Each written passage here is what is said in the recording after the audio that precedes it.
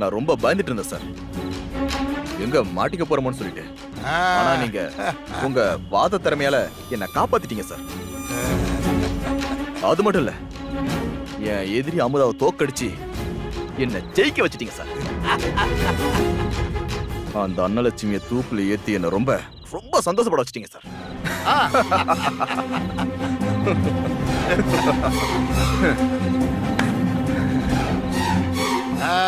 பழனி, நீ கொஞ்சம் போட. வேணாம் சார். போட மாட்டியா? இல்ல சார், இப்ப வேணாம். பழனி, அவ எவ்வளவு வேலை கட்டினா தெரியுமா? என்ன நடந்துச்சு பாத்தில்ல? பிரமாதம் சார். என்கிட்ட நடக்குமா? யார் சார்? இவள மாதிரி எவ்வளவு பேரை நான் வாழ்க்கையில பார்த்திருப்பேன். அவளால என்ன ஒண்ணும் பண்ண முடியல. வாஸ்தவம் தான் சார். சார், கேஸ்ல அட பாவிங்களா, நல்லவங்களை இப்படி அநியாயமா தோக்கடிச்சு பழி வாங்கிட்டீங்களே. ஒரு அப்பாவி அம்மாவுக்கு தூக்கு தண்டனை வாங்கி கொடுத்துட்டீங்களே. ஆதி கேசவண்ணா என்ன சும்மாவா? எல்லாரையும் தூக்கி சாப்பிடுவான்ல. ஆமா சார், ரொம்ப சரியா. கடவுளே, நல்லவங்களை ஏன் இப்படி சோதிக்கிற? நான் இவர்கிட்ட அடிமையா இருந்து இவர் பண்ண பாவத்துக்கு துணையா இருந்தது எல்லாம் போதும். இவர் பண்ற பாவம் எல்லாம் என் பிள்ளைங்கள தான் வந்து சேரும். அந்த குடும்பத்தை எப்படியாவது காப்பாத்தி கொஞ்சமாவது பாவத்தை குறைச்சுக்கணும். என் லைஃப்லயே உங்களை மாதிரி ஒரு ஆளை பார்த்தது இல்ல சார். அமுதா ஜெயிக்கணும்.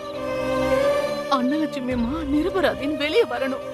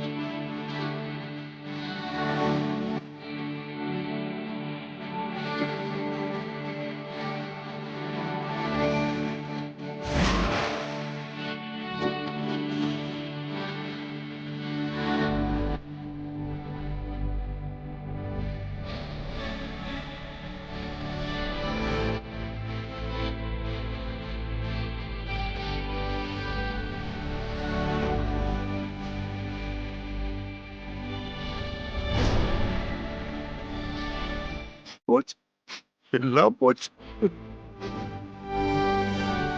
நீ கஷ்டப்பட்டு வாதாடினதெல்லாம் மொத்தமா வீணா போச்சு அம்மா. அபி பையன் உண்மையை கூட பொய்னு சொல்லி வாதாடி ஜெயிச்சுட்டானே அம்மா. இனிமே நிரூபிக்கிறதுக்கு நம்ம கிட்ட எந்த ஆதாரமும் இல்லையம்மா. கடவுளே வந்தாலும் இனிமே என் அக்காவை காப்பாற்ற முடியாதுப்பா.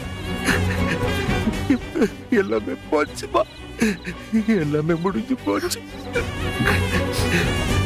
என் அக்காவுக்கு நேத்து தான் பிறந்த நாள் கொண்டாடணும். அதுவே என் அக்காவுக்கு கடைசி பிறந்த நாள் ஆயிடுச்சு. என் அக்கா நாளைக்கு சாக போறான். இந்த கொடுமையெல்லாம் பாக்குறதுக்கு நான் உசுரோட இருக்கிறேன். கடவுளே, என் அக்கா கூட என்னை கூட்டிட்டு போயிடியா. நான் நிம்மதியா போயிச்சேன்.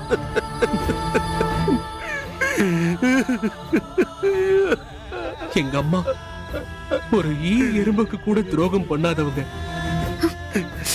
அவங்களுக்கா இந்த மாதிரி ஒரு நிலைமை வரணும்? மாமா, அம்மாவை இனி பார்க்க முடியாதா? சொல்லு மாமா, அம்மாவை இனி பார்க்கவே முடியாதுல்ல?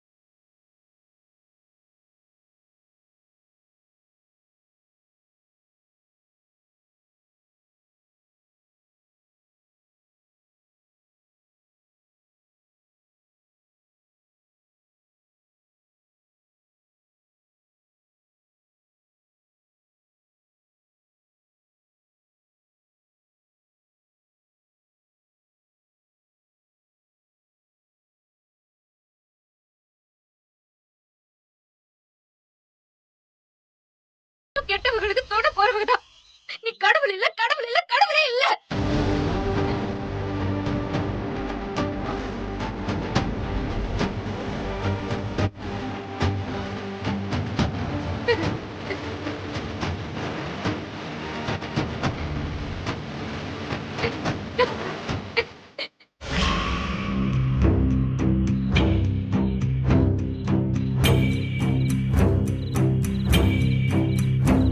எதுக்கு நீ சாப்பிடாம இங்க வந்து நின்னுட்டு இருக்க? அப்படி என்ன உனக்கு யோசனை? ஏங்க, அன்னைக்கு நீங்க மண்டபத்துல கொலைய பார்த்துட்டு வந்து சொன்னதுல இருந்தே எனக்கு ஒரு மாதிரியா இருக்குங்க. என்ன பயந்துட்டியா? அப்படிலாம் ஒண்ணும் ஆகாதுமா. நான் அத சொல்லலங்க. ஒரு உண்மை தெரிஞ்சிருந்தோம் அத வெளியில சொல்லாம இப்படி ஊமையா இருக்கிறோம் பாத்தீங்களா? அத நினைச்சுதாங்க ரொம்ப வருத்தமா இருக்கு. நீ தானே சொல்ல வேணான்னு சொன்ன. இதனால நம்ம குடும்பத்துக்கு ஏதாவது ஆபத்து வந்துடும் நீ சொன்னதால நான் சொல்லல. சொன்னேன், ஆனா இன்னைக்கு என் மனசாட்சி உறுத்துதுங்க. கொலை பண்ணவங்கள போய் விடுதலை பண்ணிருக்காங்க. தப்பே செய்யாத அனலட்சுமி அம்மாக்கு தூக்கு தண்டனை கொடுத்திருக்காங்க. ஏங்க, ஒரு அப்பாவியோட உயிர் நாளைக்கு போக போகுதுங்க. இதுக்கப்புறம் நாம உண்மையை தெரிஞ்சிருந்தோம் எப்படிங்க அமைதியா இருக்கிறது? அப்படியே நாம இருந்தோம் நம்ம மனுஷங்களே இல்லைங்க. நாம பண்ற தப்பு நாளைக்கு நம்ம பிள்ளைங்களுக்கு தாங்க வந்து சேரும். நாம சொல்ல போற இந்த உண்மையால அவங்களோட உசுரை நாம காப்பாத்திடலாம்ல. நீங்க போய் சொல்லிட்டு வாங்கங்க. அப்படியா சொல்ற? ம். சரி சரி, நீ ஒன்றும் கவலைப்படாத. நாளைக்கு காலையில முதல் வேலையா அவங்கள பார்த்து உண்மையை சொல்லிடலாம். சரி சரி, நீ முதல்ல போய் சாப்பிடு போ. போன்னு சொல்றேன்ல.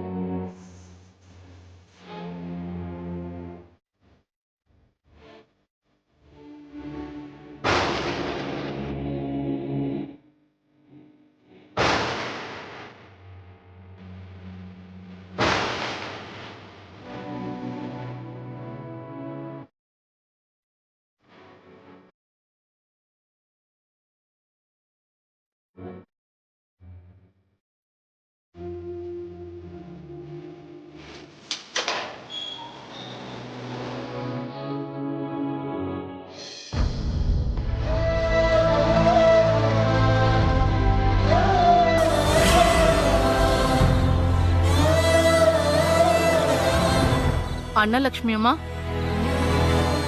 ஏன் இன்னும் சாப்பிடாம இருக்கீங்க? நாளைக்கு சாக போறவளுக்கு நான் சாப்பிட்டா என்ன, சாப்பிடாட்டி என்ன? ஏமா இப்படி எல்லாம் பேசுறீங்க?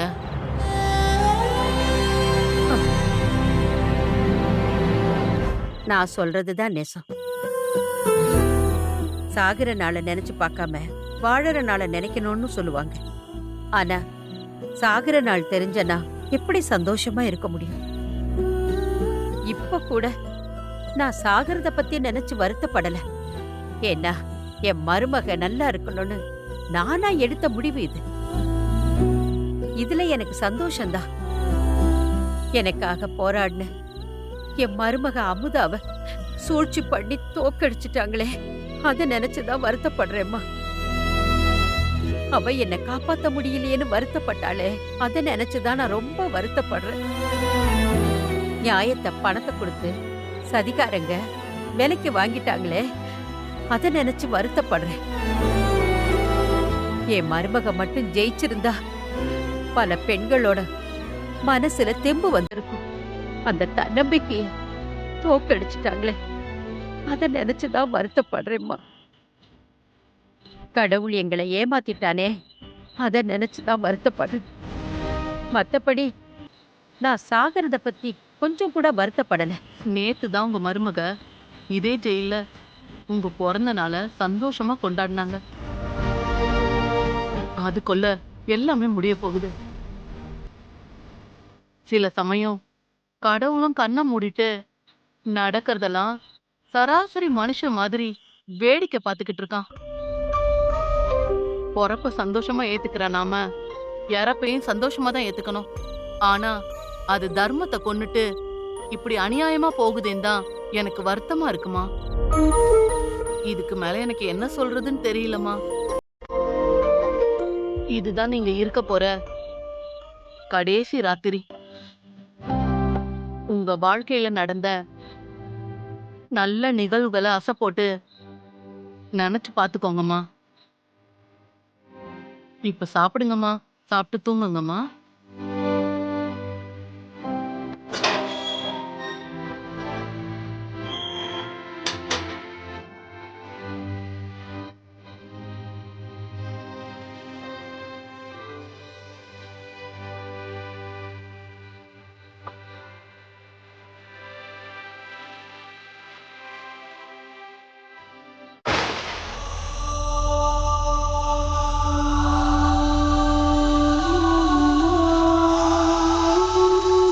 சாகுற நாளை நினைச்சு பார்க்காம வாழற நாளை சந்தோஷமா நினைக்கணும்னு வாங்க.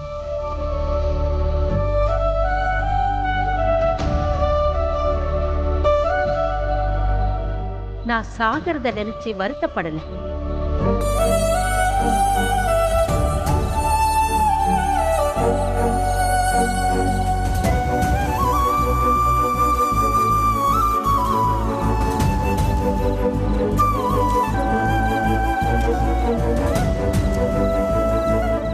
அவ என்னை காப்பாத்த முடியலேன்னு வருத்தப்பட்டாளே.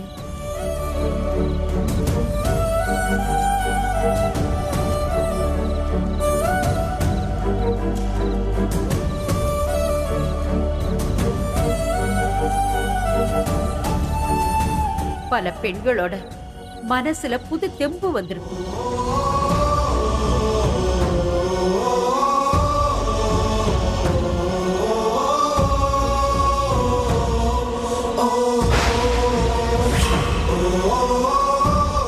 நான் சாகிறத பத்தி கொஞ்சம் கூட எனக்கு வருத்தம் இல்லை.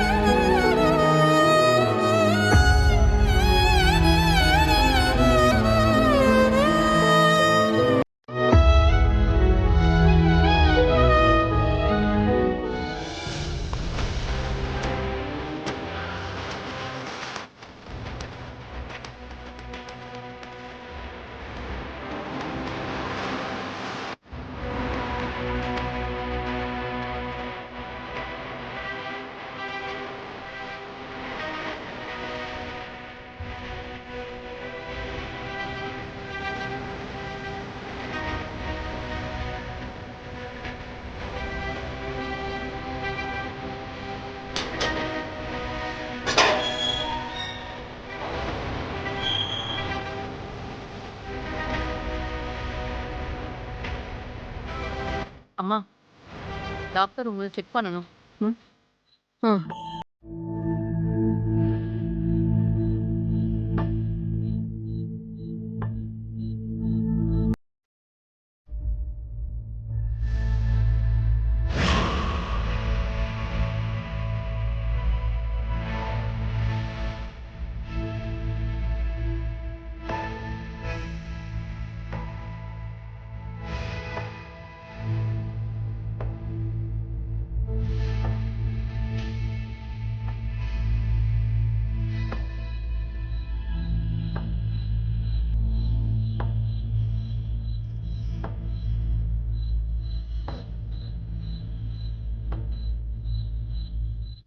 Everything is normal.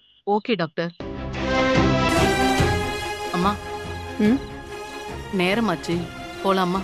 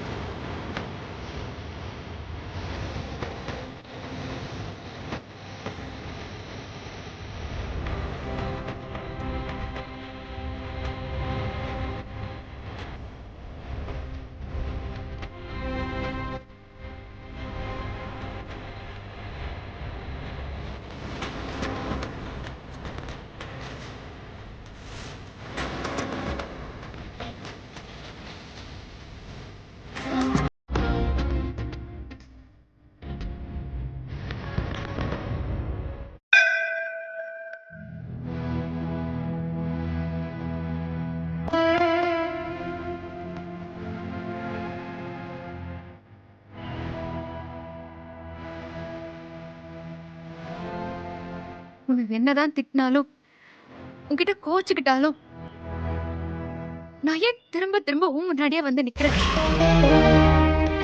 எனக்கு உன்னை விட்டா என் அத்தையை காப்பாத்த யாருமே இல்ல. அவங்க நிரபராதின்னு உனக்கே தெரியும்.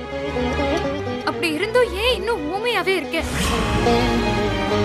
உனக்கு உயிர் பலிதான் வேணும்னா ஏன் உசுர கூட நான் பலி கொடுக்கறேன்?